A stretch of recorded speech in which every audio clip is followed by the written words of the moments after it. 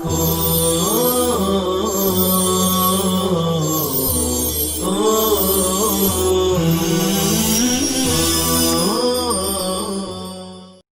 لله رب العالمين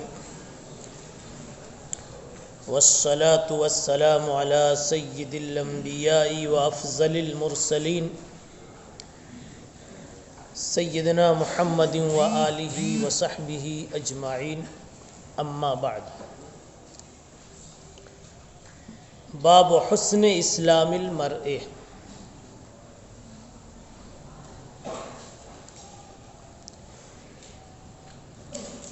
آدمی کے اسلام کے حسین ہونے کا بیان۔ حسن اسلام کا بیان۔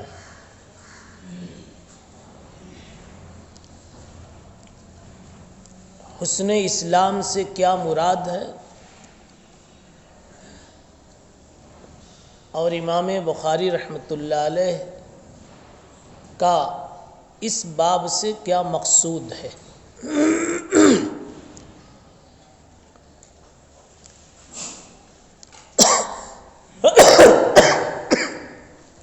حسن اسلام کی 3 تفسیریں کی گئی۔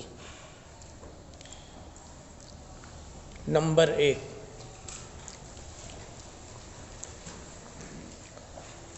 ایسا اسلام قبول کرنا جس میں نفاق کا، ریا کا،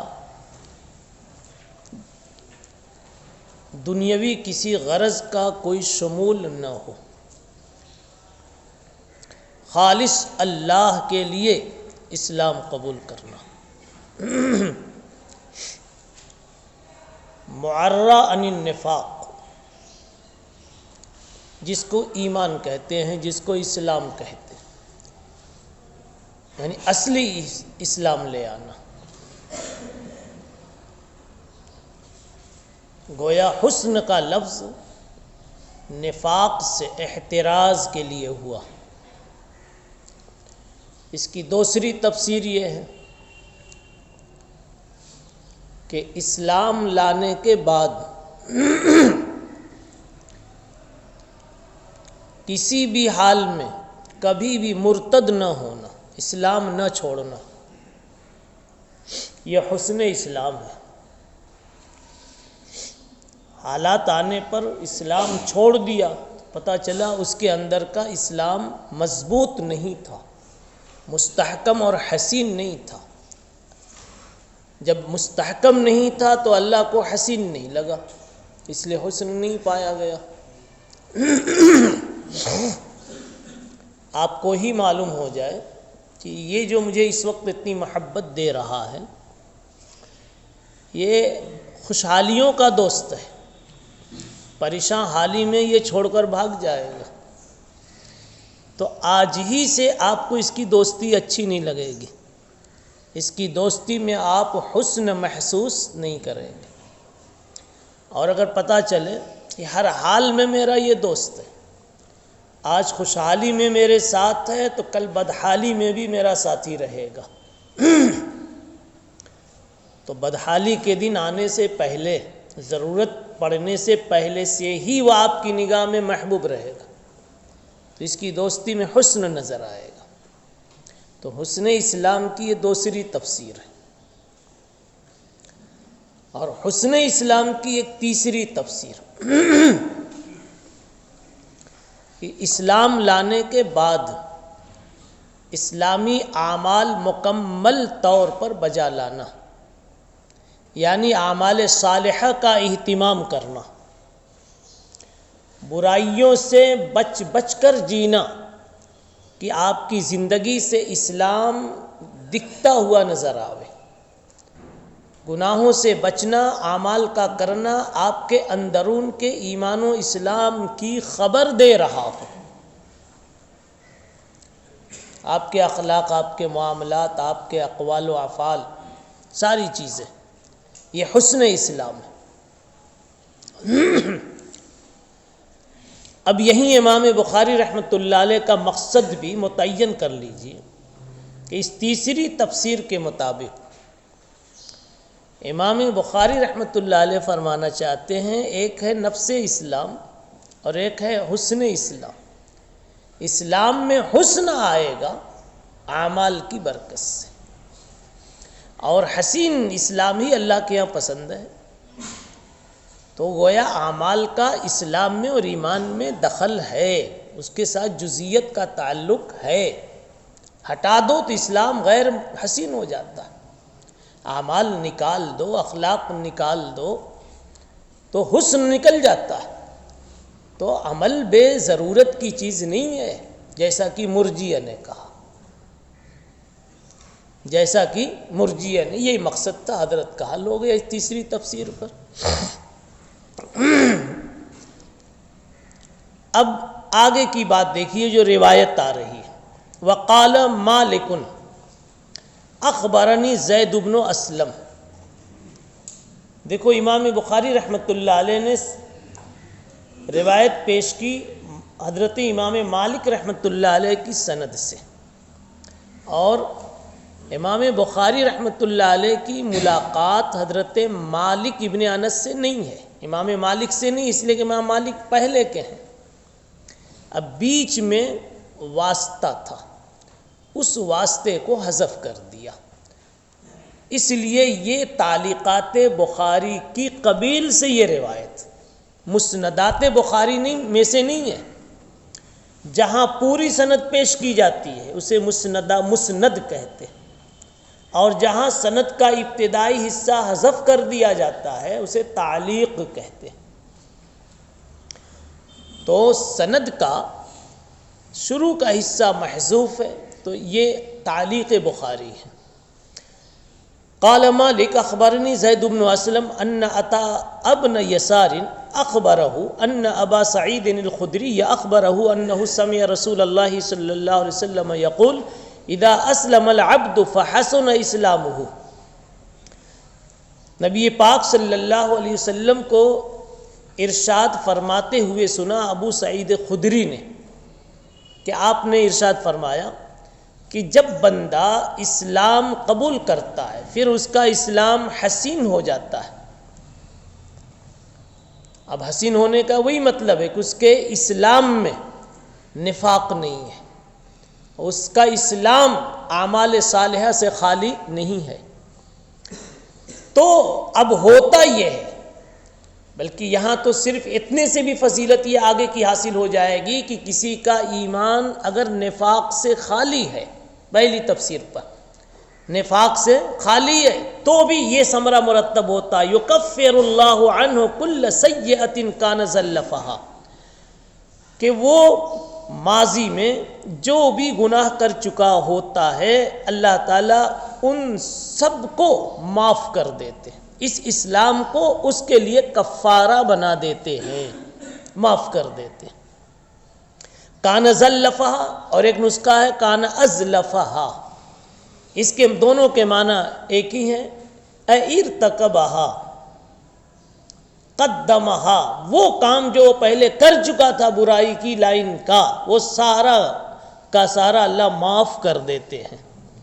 اب اسلام لانے سے ماضی کی ساری برائیاں معاف ہو گئی، کفر معاف، شرک معاف، کبائر صغائر سب معاف۔ اب اس کے بعد کہتے ہیں وَقَانَ بَعْدَ ذَلِكَ الْقِصَاص، اب نیا حساب شروع ہوتا ہے۔ قصاص بمعنی قصاص معروف نہیں ہے جو قتل کے بدلے میں قتل ہوتا ہے، وہ نہیں مراد ہے۔ قصاص بمعنی لغوی قصاص، قصاص کے معنی حساب، اس کو جو قتل بھی کیا جاتا ہے اس کے قتل کے حساب میں اس کو قتل کیا جاتا ہے۔ تو نے کیوں قتل کیا؟ اس لیے تجھ کو قتل کیا گیا۔ اس کے بعد اب ہوتا ہے نیا حساب اسلام لانے کے بعد، یعنی اب جتنی نیکیاں کرو گے نیکیاں لکھی جائے گی، جتنی بدی کرو گے بدی لکھی جائے گی۔ اسلام لانے کی وجہ سے ماضی کی ساری بدیاں معاف ہو گئی۔ الحسنۃ بعشر امثالھا، آپ نے فرمایا نیکی 10 گنا بڑھا کر 10 گنا سے 700 گنا تک بڑھا کر لکھی جاتی ہے۔ اللہ تعالیٰ نیکی کا ثواب 10 گنا سے 700 گنا تک بڑھا کر لکھتے ہیں۔ 10 گنا تو ایک عام ادنا قانون ہو گیا کہ تمہاری ایک نیکی کا ثواب 10 کے برابر دوں گا، اور اگر اس میں تم نے اور کوئی حسن پیدا کر دیا، اعمال صالحہ کے صلاح میں، اعمال حسنہ کے حسن میں درجات ہوتے ہیں۔ کسی نے تھوڑا دل لگا کے پڑھا، کسی نے بہت دل لگا کے پڑھا، کسی نے ایک دم دل قربان کر کے پڑھا، سجدے میں مزہ لوٹ لوٹ کر کے تسبیح ادا کی ہے۔ نہیں سمجھے؟ درجات، اور ہر ایک کے درجات بلکہ کہو کیفیات کا علم اللہ کو ہے، تو جس کے عمل پر اور اس کے عمل کی کیفیت پر، نوعیت پر اللہ کو جتنی خوشی ہوتی ہے اتنا ثواب عطا فرماتے ہیں۔ کہا کہ 10 سے لے کر 700 گنا تک اس کا ثواب بڑھا دیتا، اور یہ بھی تکثیر کثیر کے لیے عدد ہے، منتہا نہیں ہے۔ اللہ چاہے تو اللہ یضاعف لمن یشاء بغیر حساب۔ وَالسَّيِّئَةُ بِمِثْلِهَا الا ان يتجاوز اللہ عنہا، اور اب اسلام لانے کے بعد اگر وہ برائی کوئی کرتا ہے تو اس کی ایک ہی برائی لکھی جاتی ہے، بمثلها، اتنی لکھی جائے گی، بلکہ اس میں یہ بھی کنسیشن ہے الا ان يتجاوز اللہ عنہا، اسلام لانے کے بعد اب اگر کوئی وہ برائی کرتا ہے تو اللہ لکھیں گے تو ایک ہی لکھیں گے، البتہ چاہیں گے تو اس کو بھی معاف کر دیں، کوئی اس سے پوچھنے والا نہیں، الا ان یتجاوز اللہ، یہ بھی ایک اسکیم اس میں موجود ہے۔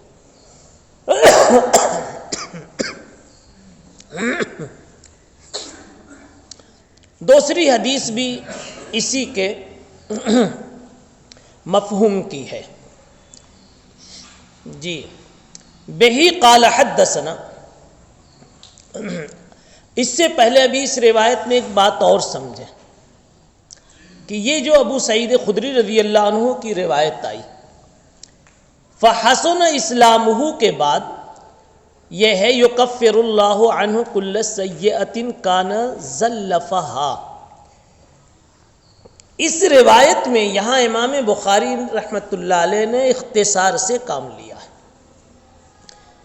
اس میں ایک اضافہ اور ایک زیادتی ہے جو امام نسائی نے نقل فرمائی، وہ یہ ہے کہ فحسن اسلامہ یکفر اللہ عنہ کل سیئۃ کان زلفہا، اور یہ بھی ہے وَكَتَبَ اللَّهُ لَهُ كُلَّ حَسَنَةٍ کان ازلفہا یا کان زلفہا، وہ ساری حسنہ بھی اللہ پھر لکھتا ہے اسلام لانے کے بعد، وہ ساری حسنہ کو اللہ لکھ لیتا ہے، محفوظ کر لیتا ہے، جو اس نے کفر کے زمانے میں حسنہ کی تھی۔ یعنی مطلب کیا ہوا؟ کافر نے اسلام قبول کیا تو اس کو 2 فائدہ ہوا۔ ایک فائدہ تو یہ ہوا کہ یکفر اللہ عنہ کل سیئۃ کان زلفہا، ماضی کے سارے معاصی معاف۔ دوسرا فائدہ یہ ہوا کتب اللہ لہ کل حسنہ، ہر حسنہ جو کان زلفہا پہلے اس نے کیا تھا کفر کے زمانے میں، ساری حسنہ کو اللہ محفوظ کر دیتے ہیں، یعنی اس کے اعمال نامے کا جزء بنا دیتے ہیں، اس کا ثواب دیتے ہیں۔ اب روایت کتنی پیاری ہو گئی، اس سے ایک بات سمجھ میں آ گئی عقیدے کی کہ زمانے کفر میں بھی اگر کوئی خیر خیرات کی لائن کی، نیکی کی لائن کی کوئی اچھائی کرتا ہے، کوئی کام کرتا ہے، اللہ تعالیٰ اس کا بھی ثواب دیتے ہیں اگر وہ مسلمان ہو جاتا ہے۔ اب مسلمان نہیں ہوتا تو اس کا کوئی ثمرہ اس کو ملتا ہے کہ نہیں، یہ ایک دوسرا مسئلہ اپنی جگہ پر کبھی آئے گا۔ صرف مختصراً اتنا سمجھ لیجئے کہ اگر کفر کے زمانے میں کسی کافر نے کوئی اچھائی کی ہے تو اچھائی کا بدلہ اچھائی کی شکل میں اللہ ضرور دیتے ہیں، چاہے جس انداز میں دے، اس دنیا میں کبھی دے دیتے ہیں، اور کبھی مرنے کے بعد اس کے عذاب میں تخفیف کر دیتے ہیں، اگرچہ کہ پورا عذاب اس سے ہٹایا نہیں جاتا اس لیے کہ کفر پر مرا ہے، مگر عذاب میں تخفیف کر دی جاتی. جیسے آپ نے سنا کہ سویبہ کو آزاد کر دیا تھا ابو لہب نے رسول اللہ صلی اللہ تعالی علیہ وسلم کی ولادت کی خوشی میں. تو اس کے نتیجے میں تھوڑی سی عذاب میں ان کو تخفیف، ابو لہب کو اس کو تخفیف ہو جاتی ہے. تو کچھ نہ کچھ ثمرہ تو اس کا ہوگا، اس لیے کہ اللہ نے اپنا نام شکور رکھا، اور شکور کا مطلب یہ قدرداں، اور وہ بھی صفت کا صیغہ جس میں تمام پہلوؤں کے ساتھ قدردانی ہوگی. سمجھا؟ تو اللہ تعالیٰ کسی بھی لائن سے مگر قدر ضرور کریں گے. اب ایک سوال یہاں ہے کہ جب یہ بھی ٹکڑا تھا روایت میں کہ کتب اللہ لہ کل حسنۃ کان ازلفہا، حسنہ کو بھی اللہ لکھیں گے، محفوظ رکھیں گے جو کفر کے زمانے میں اس نے حسنہ کی ہے. اس ٹکڑے کو امام بخاری رحمۃ اللہ علیہ نے اپنی کتاب میں یہاں ذکر کیوں نہیں کیا، حذف کیوں کر دیا؟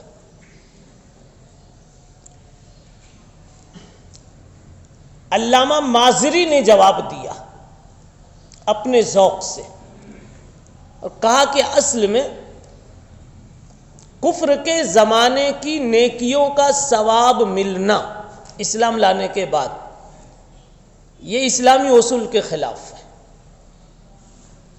اسلامی اصول کے خلاف ہے. اسلامی اصول کے خلاف ہونے کی وجہ سے امام بخاری رحمۃ اللہ علیہ نے اس کو حذف کر دیا.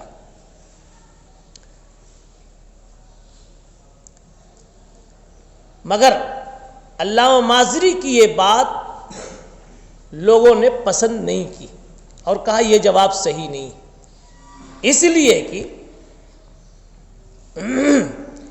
اسلام لانے کے بعد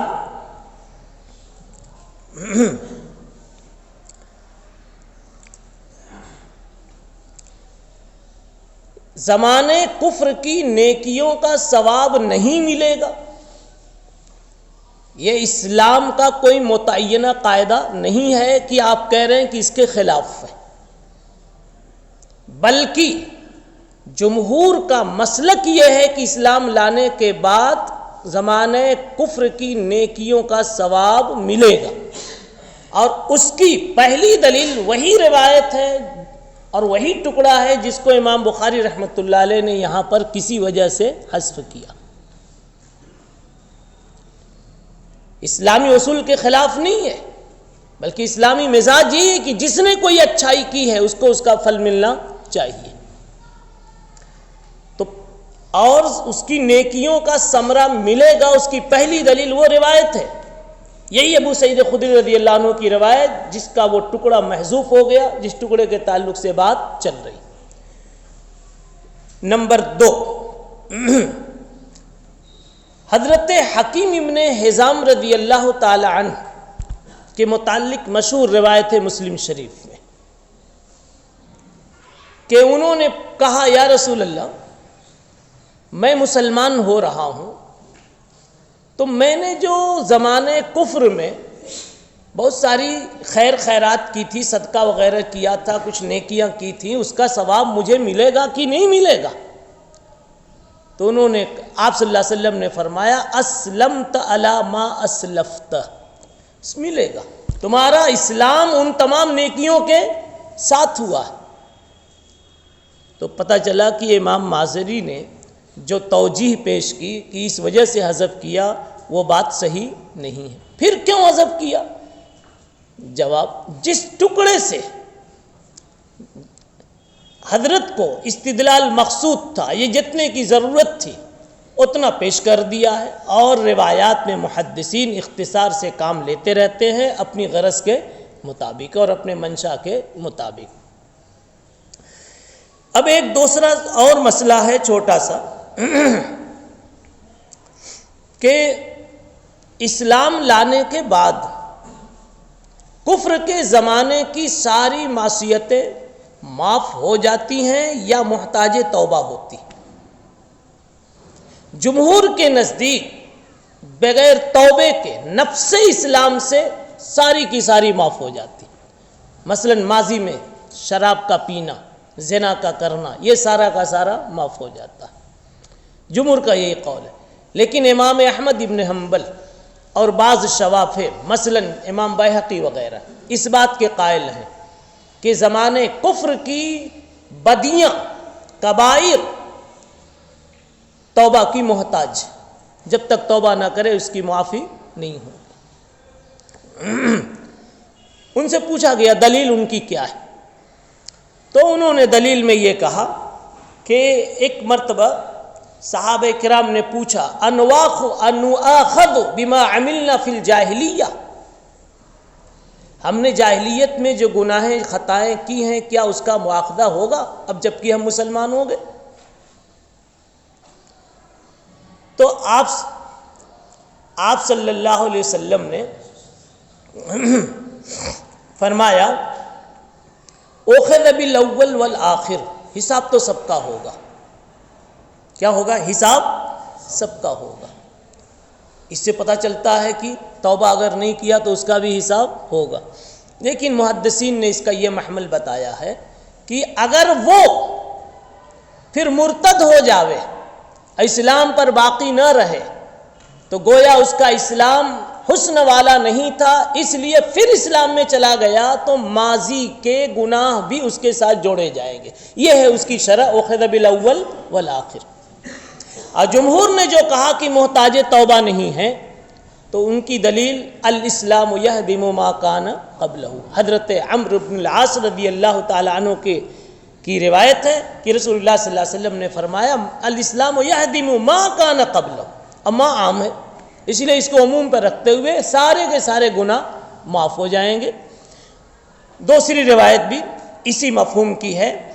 بہی قال حدثنا اسحاق بن منصور قال حدثنا عبد الرزاق قال اخبرنا معمر عن حمام عن ابی ہریرہ قال قال رسول اللہ صلی اللہ علیہ وسلم اذا احسن احدکم اسلامہ فکل حسنۃ یعملها تکتب له بعشر امثالها. دیکھیے 10 گناہ سے لے کر کے الی 700 ضعف وکل سیئۃ یعملها تکتب له بمثلها. سبحان اللہ وبحمدہ سبحان اللہ العظیم.